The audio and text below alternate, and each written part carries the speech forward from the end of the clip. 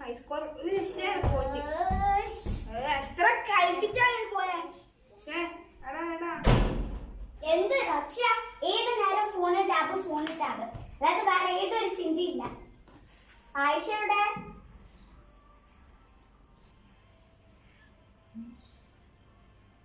ഏത് നേരം tab phone എന്നുള്ള ചിന്തയുള്ളൂ. ഓ, എന്തൊരു കഷ്ടം. ഈ കൊച്ചു കൂട്ടുകാർ നമുക്ക് മുമ്പിൽ ജീവിച്ച് കാണിച്ചിരിക്കുന്ന ഈ ജനറേഷനെ പിടികൂടിയിരിക്കുന്ന വലിയ പ്രശ്നത്തെയാണ്. ടെക്നോളജി ഡെവലപ്പ് ചെയ്യുന്ന ഒരു നല്ലൊരു കാര്യമാണ്, പക്ഷേ ഇക്കാലത്ത് ആളുകൾ അത് നല്ല രീതിയിൽ യൂസ് ചെയ്യുന്നില്ല. സമയം വേസ്റ്റ് ചെയ്യുന്നതിന് വേണ്ടി മാത്രം ഗെയിം കളിച്ചും മറ്റും നടക്കുന്നവർ പുതിയ അറിവുകൾ നേടുന്നതിൽ പരാജയപ്പെട്ടവരാണ്. എങ്ങനെയാണ് നമുക്ക് അറിവുകൾ ലഭിക്കുക? ഒന്ന് ആലോചിച്ചു നോക്കൂ. ഇതിനുത്തരമായി നമുക്ക് വായനയും അനുഭവങ്ങളും കിട്ടും. ഇത്തരത്തിൽ മൊബൈൽ അഡിക്ഷനുള്ള കുട്ടികൾ വായനയോടും പുസ്തകങ്ങളോടും ഇഷ്ടക്കുറവ് കാണിക്കില്ലേ? ഈ അഡിക്ഷൻ മൂലം വലിയവരിലും ചെറിയവരിലും ഐ പ്രോബ്ലംസ്, ഡിപ്രഷൻ എന്നിവ കൂടി വരികയാണ്. ഇന്ന് വായനാ ദിനം ജൂൺ 19. വായനാ ദിനത്തിനെ കുറിച്ച് കൂടുതൽ വിശേഷങ്ങളുമായി എജു ലൈഫ് ടോക്സ് നിങ്ങളോടൊപ്പം.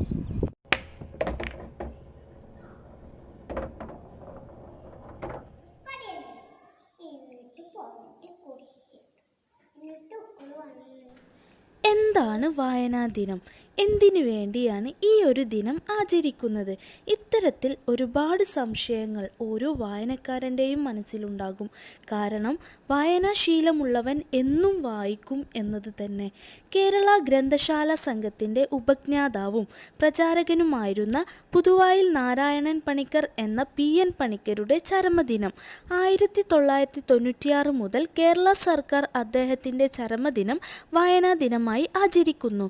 വായന എന്നത് നല്ലൊരു പ്രവൃത്തിയാണ്. ഇത് അധികരിപ്പിച്ചവരിൽ ലാംഗ്വേജ് സ്കില്ല് ഡെവലപ്പ് ചെയ്യുന്നതിനും നല്ലൊരു പോസിറ്റീവായുള്ള ക്യാരക്ടർ ഫോം ചെയ്യുന്നതും നമുക്ക് കാണുവാൻ സാധിക്കും. പലരുടെയും ധാരണ വായന എന്നത് പുസ്തകങ്ങളിൽ ഒതുങ്ങി നിൽക്കുന്നതെന്നാണ്. എന്നാൽ വായന എന്നത് ഒരു അനുഭവം തന്നെയാണ്. ഒന്ന് ശ്രദ്ധിച്ചു നോക്കിയാൽ നമുക്ക് ഈ പ്രകൃതിയിൽ നിന്ന് തന്നെ പലതും വായിച്ചെടുക്കാനാകും. ഒരു കൊച്ചു കുഞ്ഞിനെ സംബന്ധിച്ചിടത്തോളം അവൻ ആദ്യം വായിക്കുന്നത് അവൻ്റെ അമ്മയെയാണ്.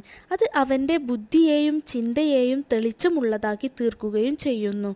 വായന എന്ന മഹത്തായ കർമ്മത്തെ പരിപോഷിപ്പിക്കുവാൻ വേണ്ടിയാണ് വായനശാലകൾ സ്ഥാപിച്ചിട്ടുള്ളത്.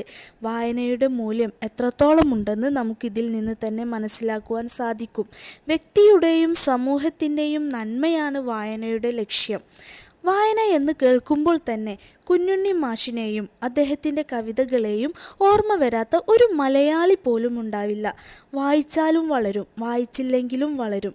വായിച്ചു വളർന്നാൽ വിളയും, വായിക്കാതെ വളർന്നാൽ വളയും എന്ന ഈ ഒരു കവിതയിലൂടെ അദ്ദേഹം വായനയുടെ മഹാത്മ്യത്തെ ലോകത്തിനു മുന്നിൽ കാണിച്ചു തരുന്നുണ്ട്. എന്നാൽ ഇന്ന് പലരും ആശങ്കപ്പെടുന്നത് വായന മരിക്കുന്നു എന്ന് ചൊല്ലിയാണ്. വായന മരിക്കുന്നുണ്ടോ? വായനയുടെ രൂപവും ഭാവവും മാറിയിട്ടുണ്ട് എന്നത് യാഥാർത്ഥ്യമാണ്. വായനയ്ക്ക് ഒരു മാറ്റവും വന്നിട്ടില്ല. ടെക്നോളജിയുടെ വളർച്ച വായനയെ സ്വാധീനിച്ചിട്ടുണ്ട്. ബ്ലോഗ് വായനയിലൂടെയും വായനയിലൂടെയും വായന ഇപ്പോഴും നടന്നുകൊണ്ടിരിക്കുന്നുണ്ട്. വായിക്കുവാൻ വേണ്ടി മാത്രം പല ആപ്പുകളും ഇന്ന് സജീവമാണ്. അപ്പോൾ പിന്നെ എങ്ങനെ വായന മരിക്കുന്നു? എന്നാൽ പുസ്തക വായന ഒന്ന് വേറെ തന്നെയാണ്.